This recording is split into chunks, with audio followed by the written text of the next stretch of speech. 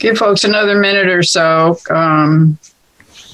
I didn't hear back from anybody to say that they couldn't make it, but then lives are pretty complicated these days. And I don't know how you folks who are doing jobs and getting your kids to do remote learning or whatever you got to do, how you're putting all those pieces together. So get 3 cheers for that one. Yeah.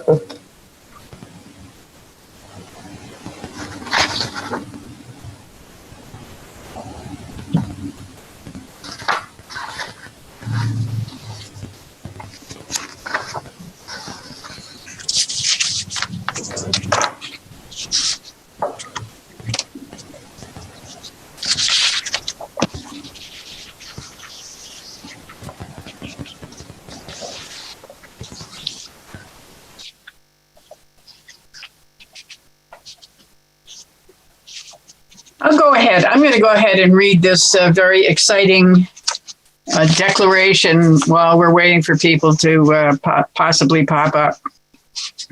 Good morning. As chair of the tree committee, I'm declaring that an emergency exists, and I'm invoking the provisions of RSA 91-A:2-3B. Federal, state, and local officials have determined that gatherings of 10 or more people pose a substantial risk to our community in its continuing efforts to combat the spread of COVID-19. In concurring with your determination, I also find that this meeting is imperative to the continued operation of town government and services, which are vital to public safety and confidence during this emergency. As such, this meeting will be conducted without a quorum of this body physically present in the same location. At this time, I also welcome members of the public accessing this meeting remotely. Even though this meeting is being conducted in a unique manner under unusual circumstances, the usual rules of conduct and decorum apply. Thank you for your patience. And we're going to start the meeting with a roll call. So if each member can just kind of say their name and let me know if anybody else is in the room with you. We start with Sally and go across.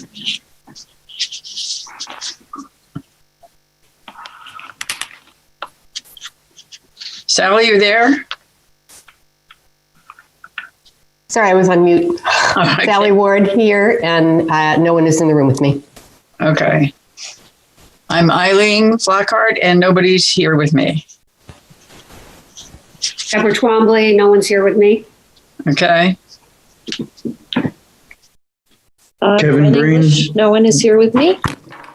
Okay. Kevin Breen, no one here with me. Okay. Sarah Sankovic, and there's no one here. Okay. Kristen Murphy, and there are people in the office, but no one's in my cubicle. Okay. And, okay. I think that gets us going. And if, now we can see Kevin, how are you? I would just like to thank everybody for being able to do this, and with all the stuff going on, it's a challenge. And if you've got kids at home and you're trying to teach too, God love you. As a former teacher, I feel your pain. So if, was everybody able to take a peek at the minutes from last meeting?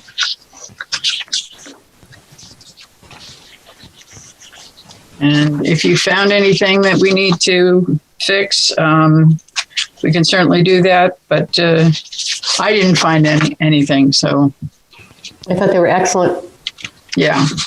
I move approval of the minutes. Second. Do we get a second? Second. Okay. All in favor? All right. Aye. Let me give you a quick update on the Park Street Common effort for planting some memorial trees for neighborhood folks. It's now been scheduled for next Wednesday, the 30th.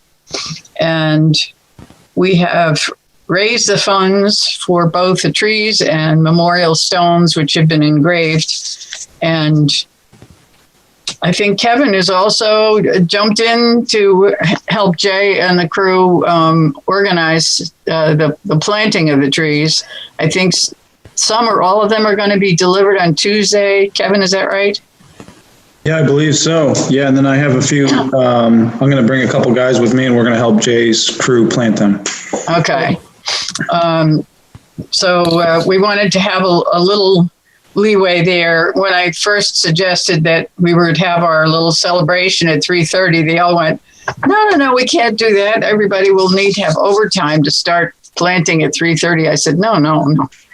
We'll make a couple of little welcoming speeches and pass out chocolate chip cookies at 3:30. You can do the planting anytime you want. So I think that'll be the drill, whether all 3 trees get put in the ground on Tuesday or Tuesday and part of Wednesday morning, something like that. And I know that I contacted Bob to see if we can have the TV folks come and do some filming of it. And I've been in touch with Alex Lacasse, and he's going to do a piece on it. I need to give him a call next Monday to just give him a heads up to remind him.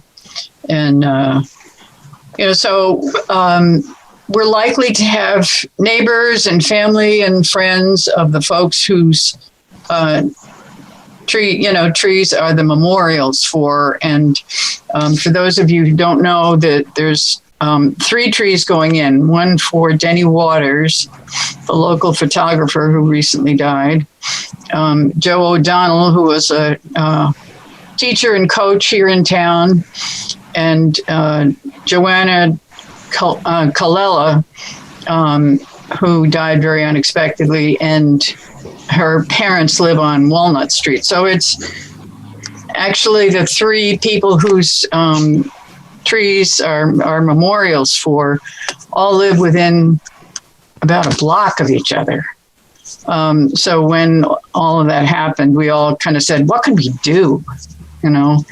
And they were thrilled with the idea of the trees, and we were able to, Jay found us some cobblestone things, and Exeter Monument Works engraved them for each of the trees. So, I think it's going to be a nice thing, and Greg Bisson is going to provide mulch and tree diapers for each one of the trees, so that we're making sure what goes in the ground gets planted and survives, because it's been really, really, really dry. So we're very concerned about that. Sally, yeah. So two things. What is it? 3:30 on the 30th? Is that correct? Correct. Yes. And could you remind us what type of trees are being planted? Yes.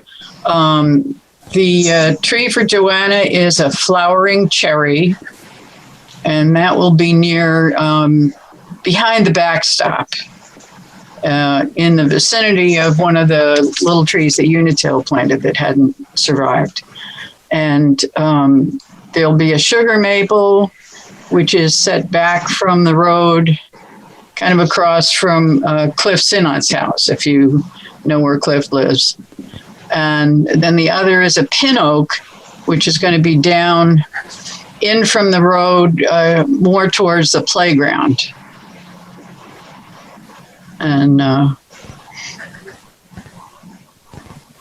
Dave Short of Stratum Circle Nursery was very generous and was able to give us wholesale prices for the trees, which made the fundraising for everything a little bit more affordable.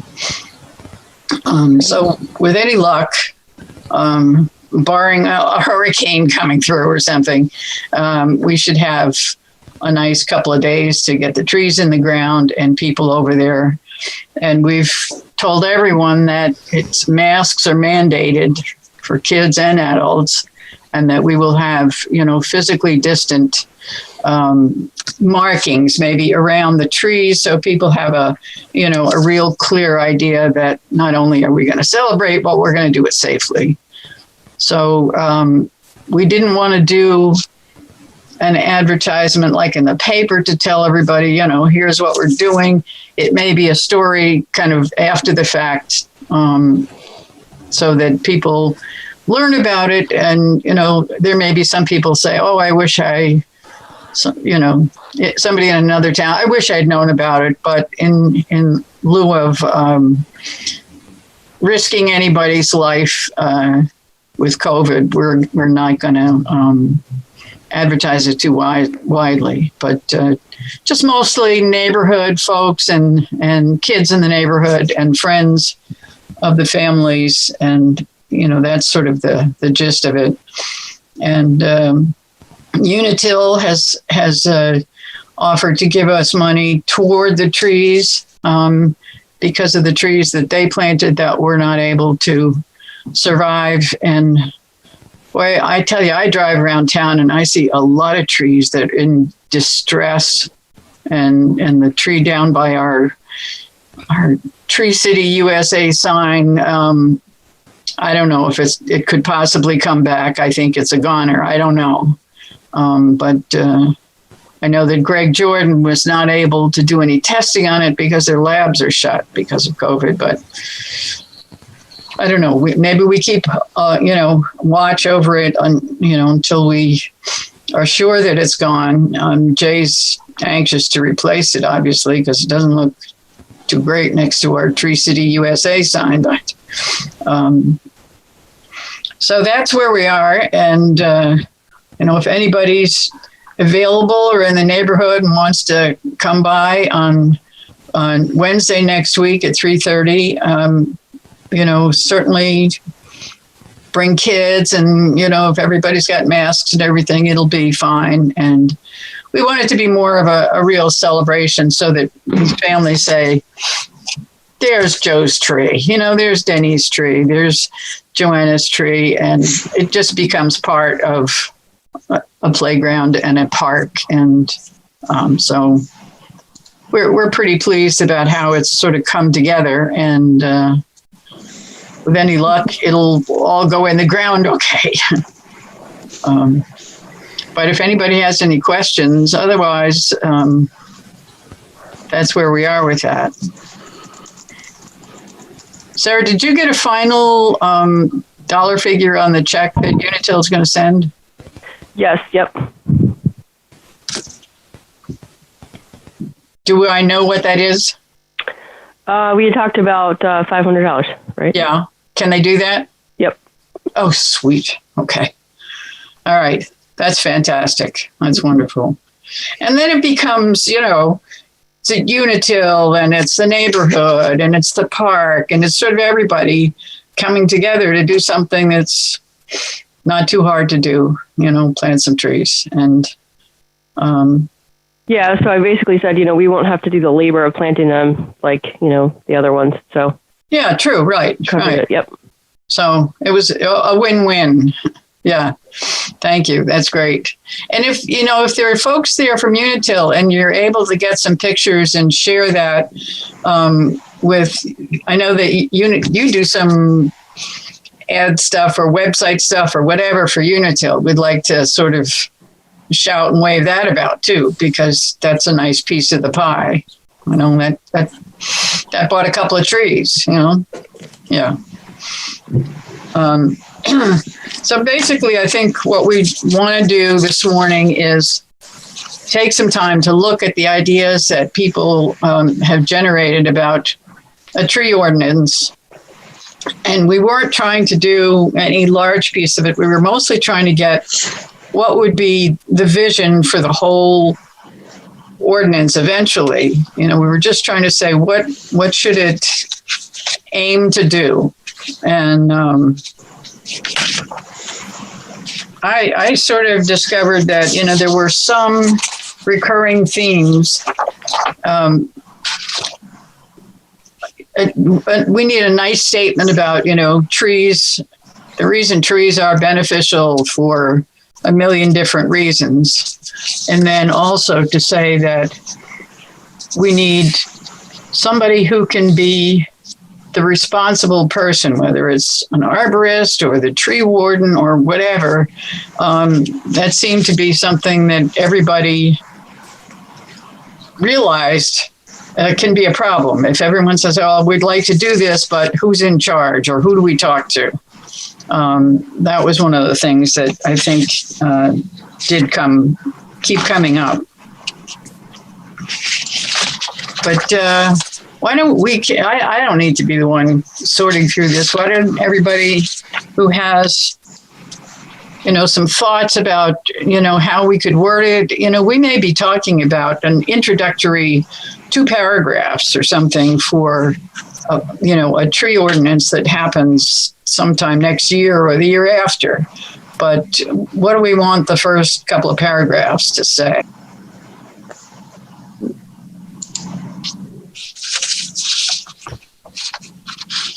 I thought that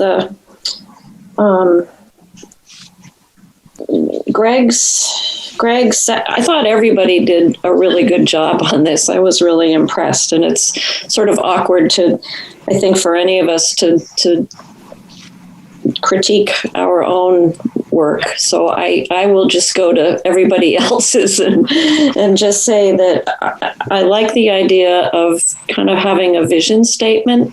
Yeah. And I thought that Sally's and Sally, Deb, Greg, and Eileen, I think that they were the first paragraphs or the first parts of your statements were really kind of spot on, and it seems like we can kind of pull from all of those and make one really solid vision statement. And then from what I read in the materials that you sent out, I think it's good to have a vision statement and then go to the goals and have the goals be relatively simple. And then with those goals, you go right into the ordinance and put in the meat of what you want to have enforced, or depending on what the goal is. But that was kind of my take on these. I just thought they were really well done and well thought out, and there's a lot to work with, and I think we can pull from everyone and put together something that would be meaningful and exciting as a first step for our ordinance. Sarah, yeah. Is the vision going to be published anywhere? Is this going to be like a piece of our document, or is that just for our committee?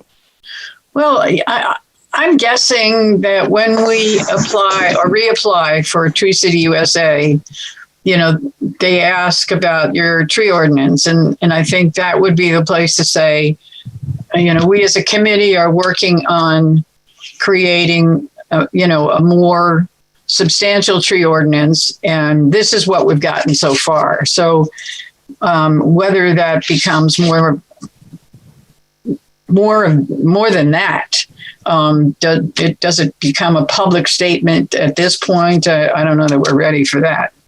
I think if it is going to be a public statement, we do need to wordsmith the vision a little bit, like especially. We have inventorying trees, care of, and removal of trees when necessary. So the when necessary is sort of qualifying the whole thing, planting trees, designing spaces, So there's some things that we want to do all the time, and then there's some things we want to do when necessary. Yeah. Breaking them into like ongoing annual, things that need to occur at all times versus things that, might be additional pieces. So, I think it's great. I really like the vision. It helps get us organized. It's a great step. My only concern is if we're going to publish it, we should, probably have some people review it about what, legally we want to say and make sure it's actually, converting the information that we want once it gets to the public. Yeah. I think you're right. There really is, when you do anything like this, folks in Portsmouth were saying, when you get to a certain point of a document, you want to have somebody legally look at it and say, okay, is this something you can do? Is this something you would just like to do?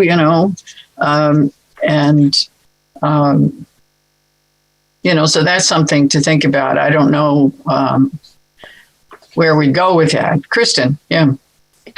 So I guess I was envisioning that the vision statement would be a part of the town, would become a part of the town ordinance and provide kind of the grounds, the kind of perspective and groundwork for the stuff that comes after that, the regulations and things of that nature. So if you look in our town ordinances, you generally see like purpose, jurisdiction, like what does this apply to? Excuse me, Kristen. I'm hearing some background noise from somewhere. Yep. Well, I'm in a cubicle. I can't. Oh, right. So. Okay. Welcome to my everyday world. Welcome to your world. Okay. I thought I was cracking up. So what you were saying is that any of the town ordinances. Generally, you have purpose, you have jurisdiction. So where does this apply? For us, it's street, right-of-way trees. The general regulations, and then how is it enforced? Purpose, jurisdiction, and enforcement. Purpose, jurisdiction, regulations, and enforcement. I mean, and I think everything that people provided contribute to different parts of that. Yeah.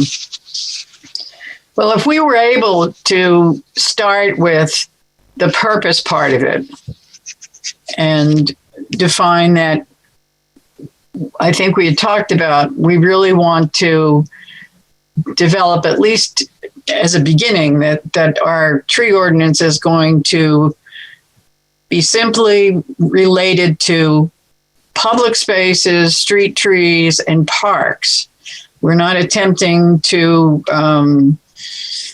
control private property, make decisions about development or something, much as we would love to. We need to start with a piece of the pie that we can really manage.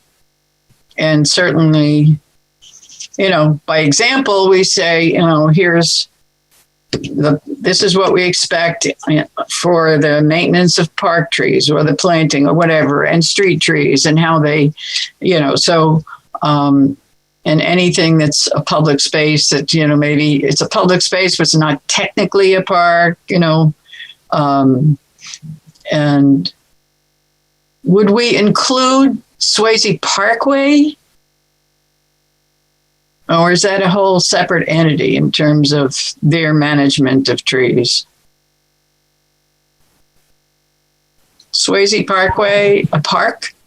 Aren't they a separate trust? Yeah. That's my understanding, I think. Yeah. It's not managed by our Parks Department, right? No, I don't believe so. Yeah. Okay, so. Yeah, so that would be not under our jurisdiction, right? I mean, they have some pretty sophisticated tree management, I think, so it wouldn't hurt to ask them a few questions about what they do and how they do it. I know that Kevin was in touch with the arborist at the academy, and hopefully we may be able to make some connections there to just get some feedback from other folks in town. But I think we could go ahead, just us, and say, okay, we could put together what are the priorities that we see in just a purpose statement. Anybody can just throw just random priorities. I'd throw. I think Greg's purpose, his draft, summed it up, I think, really nice from a high level, kind of from his experience. If you look at his, I think that does a pretty good job of like the high level, everything that needs to be covered.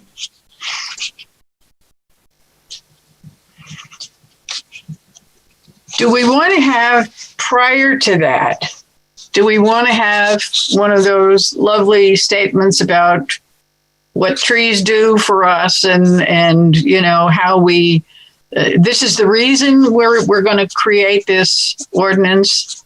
The reason behind this is because we value, Deb?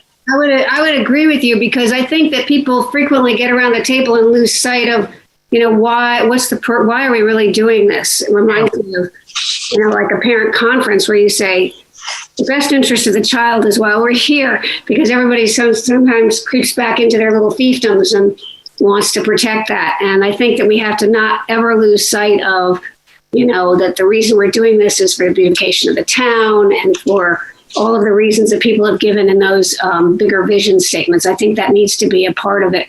Greg's is excellent for the next paragraph, I think. But the first paragraph think does need to say, why do we want to have beautiful trees in our town?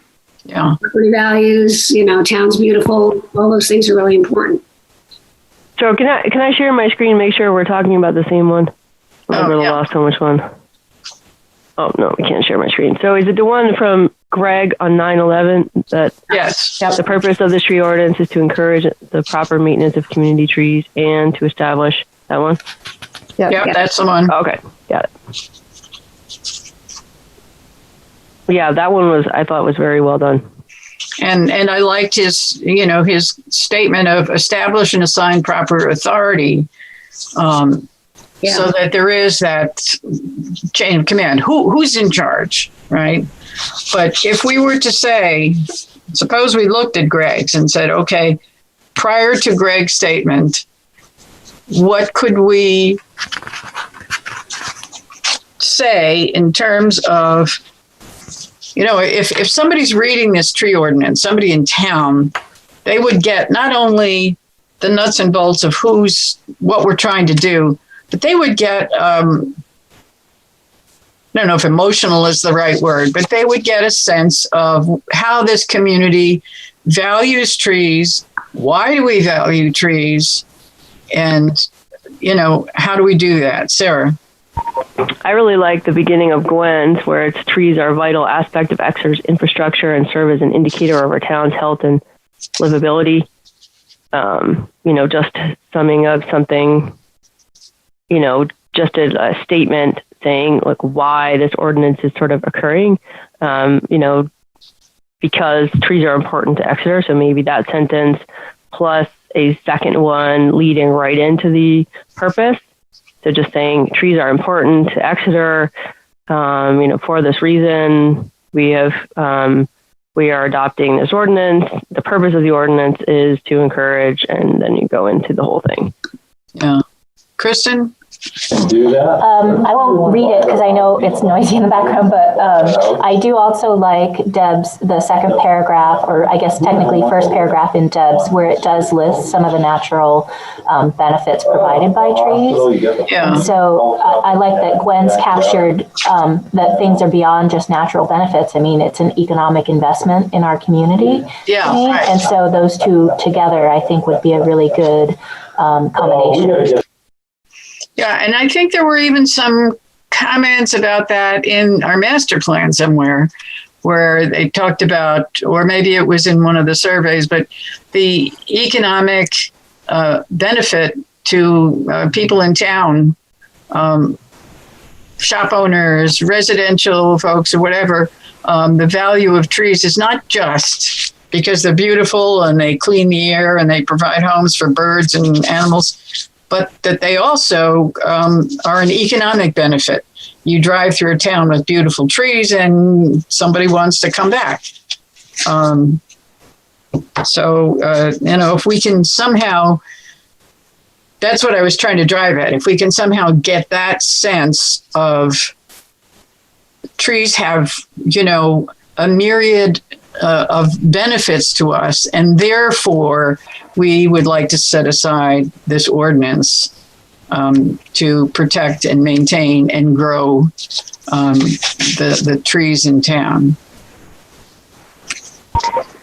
Unfortunately, I have to drop off at 9 for another call, so I apologize. So you can assign me some work for having to leave. Okay. I'm also going to throw something out for you folks and let you know. I would love to be able to not have a meeting in October because of all the election stuff going on. But I know that we need to work on this, and we need to also do the reapplication process for Tree City, which I don't think would be very, time heavy, but both things need to be done if we don't meet until November. So I just wondered what your thoughts were about that before Sarah has to go. We can keep working on this. So I had a suggestion about the process. Why don't we have a small subcommittee draft something for our consideration for the next meeting? I think it's going to be difficult for us to do it as a group, and it would be useful to have something succinct in front of us. So what I'm hearing so far is we want a beginning, which is the vision. Why are trees important? What is our motivation for doing this? Right. And then the purpose. And then beyond that, we haven't gotten to the beyond that, but I think that there are some things that people have suggested that are ultimate things that we want to see happen as kind of the structure of the document. What do you think of that? I think that sounds good. And I think in terms of the reapplication for Tree City, if we were to get that vision and some of the purpose, if we were able to get that much down and say, we've worked as a committee and as a subcommittee to put this together, I think we could be golden for that, reapplication process. I think is there a way? It's hard to ask people to, be on a subcommittee. How do you do that? I will volunteer to be on the subcommittee. Okay. I'd be happy to too. Okay. So, Gwen, do you and I want to, if that's okay with everyone? Yeah. We'll kind of coordinate and do some drafting before our next meeting, and then we can discuss that at the next meeting. Sounds good. All right. Thank you. When do you want something, Eileen, for the application? Well, the application, last I checked, has to go in by the end of the year. Okay. So I'm going to look through the form itself that we did. And, I think the documentation for volunteer hours served and dollars spent and all that sort of stuff is going to be fairly easy to fulfill. And then the decision will be, could we meet in October? What is everybody's feeling about that? And if we don't meet until,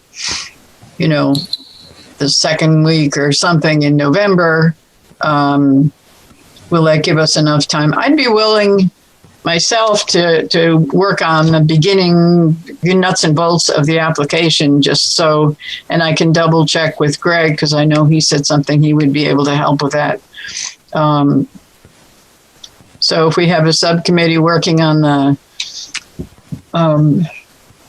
the vision and the ordinance piece, and I can, Greg, I'm just going to volunteer Greg to help me with the tree committee thing. We might be able to do it without a meeting in October, but I don't want to do, that's my need. But I don't want to necessarily have to drive that for everybody else. I'd like to see whenever you have whatever your arbitrary deadline that you set to get those things done, I'd love to see, the work that Gwen and Sally do, and Sally and Gwen do, and the application process. Well, we could say something like, by mid-October, we could communicate via email or whatever. Is that okay to do, Kristen? No. But you just can't make decisions outside of a public meeting. So drafting something and bringing it back to the committee is fine. It's just the decision stuff. Oh, yeah. Can't happen.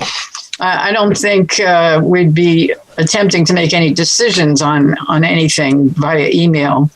But if everybody could see what the subcommittee has done, just read through it. If everybody could see what the application has or still needs, would that be okay? Kristen, that would be all right to do? With the intent of bringing it back for final submission. Yeah.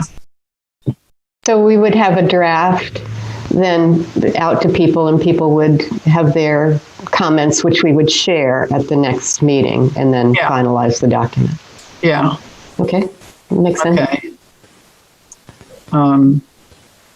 So I don't think we need to meet in October because there's behind the scenes work that's going to be going on. I think that's fine. It's already almost October. I know. This isn't. I think that's next week sometime. Yeah. So maybe we could meet right after the election. Yeah, if we're all in one piece. Yes, if we're all in one piece. And after the election is really when? I don't know. I was looking at maybe November 19th or something, thinking when the dust all settles from everything. But if we wanted to try something before that. What is the submission deadline for the application? I'm pretty sure it's December 31st, but I can double check that.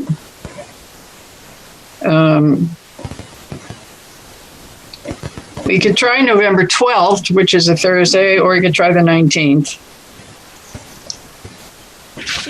So is it possible to have a day other than Thursday? Yeah, I mean, we're sitting here on Wednesday. I don't know how Thursdays happened, Yeah, I just, I'm hoping to get back to my routine of being in Boston on Thursdays. I don't know when that's exactly going to happen, but it would be hard for me to be at a meeting, even Zoom-wise, because I'd be taking care of the grandbabies. Yes, right. Well, the 11th is Veterans Day. Or the 18th of November. What day of the week is that? It's a Wednesday. Wednesday? Okay. Is that all right? I can do any day. Thursdays aren't great for me either, just because we have planning board meetings that night and I'm often scrambling, but. Yeah, if it's in the morning on the 18th, I could do. All right, let's go with November 18th at 8:30. Okay.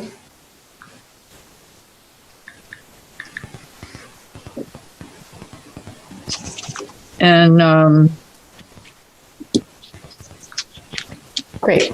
And if we, maybe by somewhere in the middle of October, I will communicate to people, what I found out about what we need for Tree City USA. If there's some other, I know that they waived the Arbor Day thing, but we already did an Arbor Day when we planted the tree at Lincoln Street. So if there's anything else they've waived to make it happier for everybody, it might be an easier process than I imagined this year. So, but I can let you know the status of that. And if Sally and Gwen and anybody want to, feed stuff to Sally or Gwen about wording.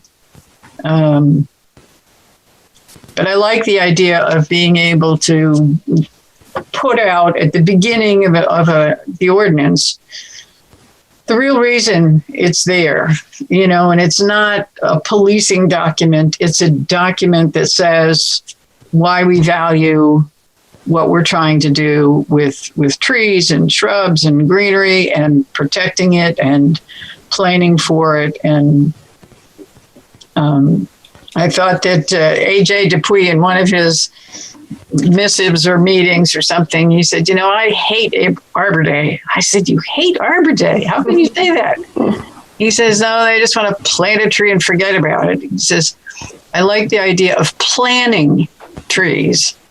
Don't plant them, plan them, take care of them. In a meeting.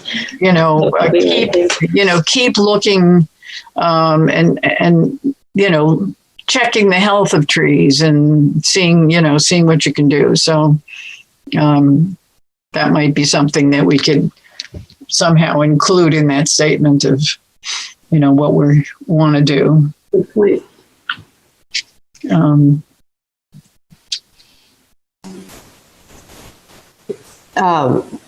If we have a deadline of getting something, Gwen, to the group by, say, I'm just going to throw a date out there, October 19th, which is a Monday. Does that work for everybody? Will that give you enough time to peruse it? Okay. October 19th. It's going to come upon us very quickly, I think. Yeah.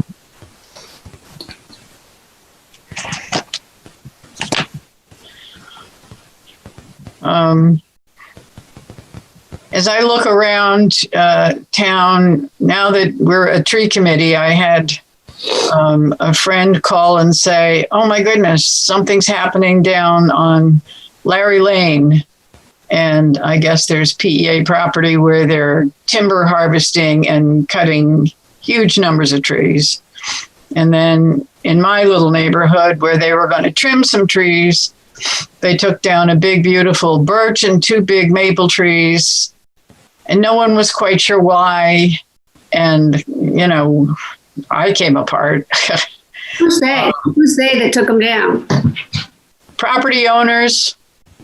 One property owner said, they wanted to add a parking space, so the birch came down. And something about room for a fence instead of trimming the maples came down. And, we're not going to be able to control property owners' decisions about what they do. But I keep remembering how we talked about, if we can educate people about the benefits of trees. I look at those houses, there's 2 little cottages and another couple of houses that are going to be really, really hot next summer. And, short of me tying myself to those trees, there was nothing I could do. But things like that become, part of what we try to do in terms of educating and finding ways to say, think before you take a tree or something like that. But that's another whole piece of the pie. And I don't think we can really, there's no way to legislate what people are going to do with private property. Kristen. I guess I really like your idea that this committee should focus on educating people on the value, but, our efforts should really be focused within town right-of-ways. And, there are benefits to forestry, and it's a legitimate use, a renewable use of a property. So I'd rather see a logging operation than, subdivision. So yes, exactly. I think we need to be sure that we're cognizant of that when as this committee comes out. Yeah. And I think the onus on us is to do some good education and work with a carrot and not a stick. And I think that's going to be the best we can do just to get started. Deb, were you going to say something? Or Kevin? So as a working arborist, can I help the committee in some education in terms of where I'm every day looking at trees, and could we do this in terms of the town parks and just do some street walks and look at some trees and kind of from an arborist perspective with risk and houses and fences and people, and can I help lead some discussions on why maybe some of these decisions were made or forecasting for the future decisions? Is that something that I could benefit anybody with? Oh, God, yes. Can I go for a walk with you, Kevin? You kidding? Anytime. I look at, this is what I all day, looking at things and then discussing, all sorts of things. So So we do have the benefit of Exeter TV, and Bob Glowacki and his crew do biweekly updates, and I think that it would be great to have those sort of quick videos or educational components put out by this committee. Kevin, I think that's an excellent idea. Oh, Kristen, I like the TV connection. I do too. I think that's great. And I think Bob Glowacki would be delighted to do that. I think you could probably say, okay, we're going to do a Kevin Breen tree walk.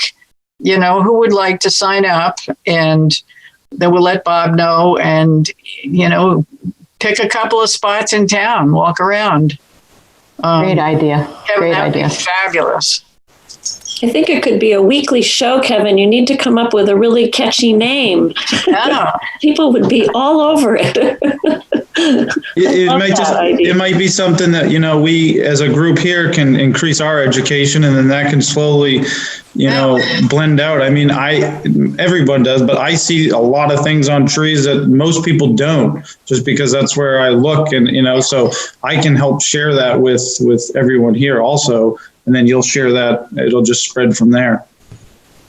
And maybe we could, as a kickoff, do a little tree committee walk, and pick an area, and we will follow you. You can hold a little umbrella or something, Kevin, and we'll follow you down the street.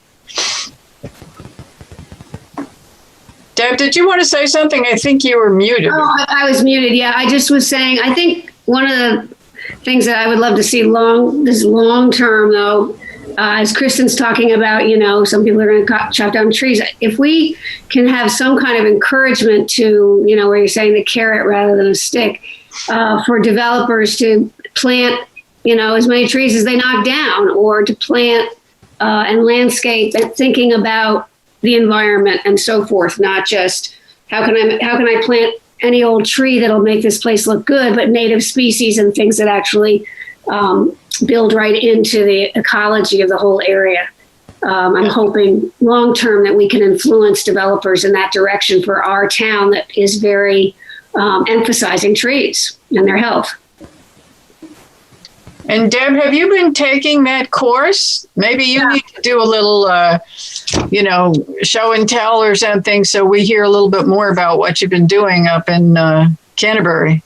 Well, yes, and AJ Dupree and the top tree people in the state are teaching all about trees. So I'm learning a lot as Kevin is saying. I am observing trees in a whole new way now. Yeah. You see so much more when somebody educates your eyes about what to look for. You've never noticed any of that stuff before. And now this course is really, I'm taking the natural resources steward course. So it's terrific. Kristen. So I wonder if a first topic for the interview or weekly update could be something related to storm preparedness, because I know we get a lot of phone calls as we approach winter months with people terrified about a tree near their house. And so maybe that would be a good, timely first response. And then, Deb, to add to what you were saying, a zoning amendment is something, maybe a long-term goal, but an interim goal, I think we talked about at a previous meeting, was a list of tree species or tree species to avoid. Right. Over and above the invasive trees, there are a list of trees that people should be avoiding. So maybe those two things could be interim goals. Yeah. And someplace that private landowners could come to, these people that knock down trees. Well, have you thought about replacing it with this tree that's not as bad and is not going to grow as large as you, but it is some kind of tree replacement for what you're taking down.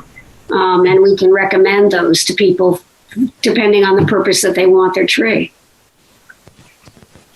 I'd love to be able to just do a quick first shot, pin Kevin down.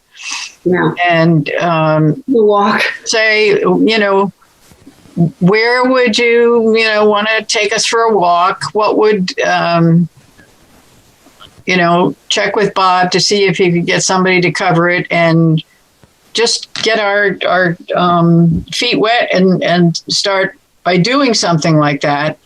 And, then it might spin off into, this is a virtual tree walk that people can turn on their TV and access. And in a lot of ways, if you invited people in town to come, there'd be a lot of people who couldn't do that. But TV can now, even in this time of COVID, can expand that incredibly. So, where would be a good place to take a first walk, Kevin? It could be, we could start in somebody's neighborhood, where you see the trees that you look at every day. It could be one of the parks in town. It could be we could do a wooded trail. Anything really. I just thought it might be a good idea. We could just talk trees as a tree committee.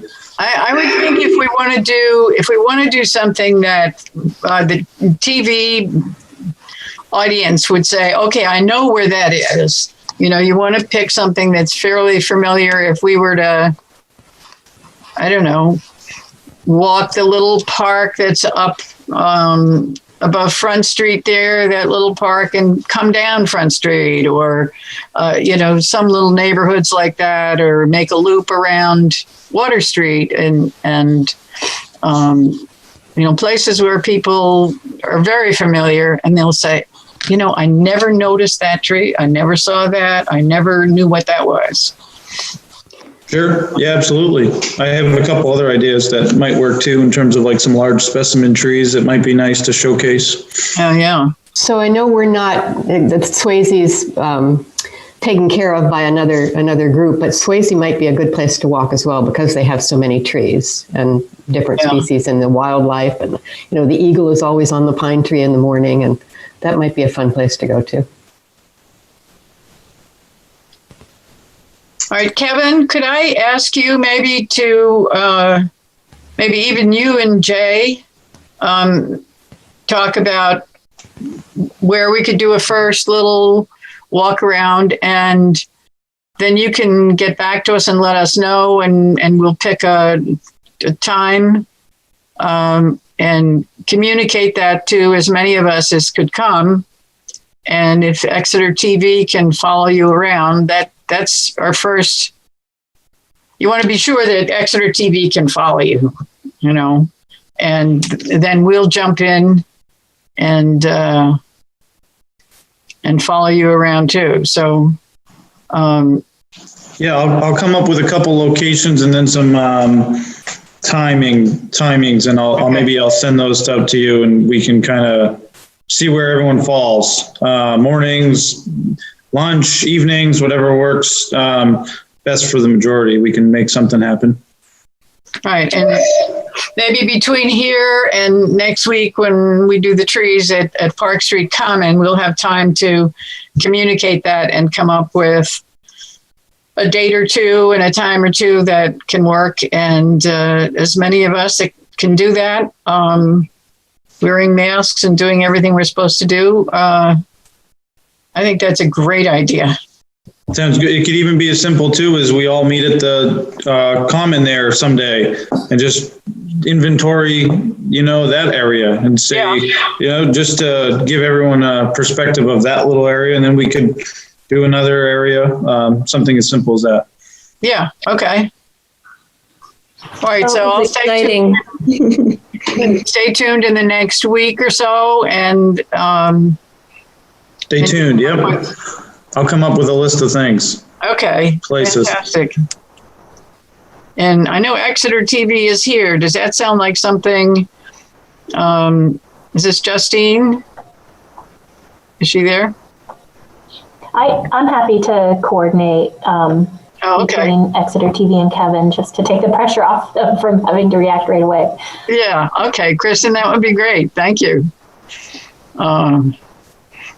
Well, I remember walking with Kristen out in the woods when we were measuring trees or something, and even doing that, you look at things. Of course, I can't go for a walk with my husband anymore, and he says, do we have to look at every tree? Do we have to do that? Can we just walk? I said, no, we can't just walk anymore. All right. I think we've got a bunch of things, sort of divvied up here. If Sally and Gwen are going to work on the wording for what we've got so far for a vision and the beginnings of a tree ordinance. And Kevin is going to check with Jay and get back to us and coordinate with Kristen about taking a tree walk. And we'll plan. And Deb, you're not off the hook because we'd love to have part of maybe the meeting we do in November. You could give us a little tutorial and pump us up about the next time. It seemed to me that they alternate those trainings between Canterbury and then they do them in Portsmouth at the Urban Forestry Center. No, they're doing them all at Canterbury Shaker Village this year. And then I think there are like 3 of them that are going to be Zoom. But the amount that I'm learning about, I'm identifying all the trees in my woods and at my where we live. And I'm finding, shagbark, hickory, and mulberry tree, all right. Unusual stuff. Okay, so in November, you're going to give us a little more tutorial on what you've learned. All right. A little quick tutorial on tree ID. Yeah, right. Okay, I think we can quit for today. I think we've gotten a lot done, and I would like to thank everybody for all the input and all the ideas. And it's really great to have all these people with all these ideas, and I just sit here and go, here, you. So if anybody's available next Wednesday at 3:30, come by Park Street Common, you might get a chocolate chip cookie if you're lucky. Joe O'Donnell, who is one of the memorial trees is being planted for, I might have told you this before, every Friday he would bake cookies for the kindergarten and first grade kids who would come off the bus. And so his son is baking his chocolate chip cookie recipe. So we'll have some cookies at the party. So I would welcome some photos and like a quick text blurb from someone after that event that we could share on the Facebook page for Concom. Oh, absolutely. Okay. And maybe Malcolm, was he going to be around, do you think? Would he be able to take a few more pictures? Yeah, I'll have my camera too. If we're in town, we will both be there if we're in town. I have to check with him. I'll let you know. Okay. But I would love to do that. I will definitely take pictures, and I'll have a few other people standing by. And Alex Lacasse is going to take some pictures. But that would be great to put up on the Conservation Commission website, right? And maybe we'll get something back up on, add a little something to the Tree Committee site too. Okay, well, that's the plan, and we'll all stay tuned to walking. We got to come up with a name. Walking the Trees with Kevin, or Tree Cities. I would say Tree City in there somehow. Tree City talking and walking. I don't know. Work on that, Kevin. That's your job. Come up with a name. Okay. Okay. Thank you all very much, and we'll be in touch. Thank you for sure in November. Good meeting. Thanks. All right. Thanks a lot. Thank you. Sally. Yeah. I'll be. I just wrote a note to myself. Email Gwen about getting together. So I'll email you with. Okay, that sounds great. A plan. Okay, great. And Eileen, can you send me the names of the 3 people who are being recognized? Yes. Because I can't spell the last one particularly. Yes, I will send you those right now. That would be great.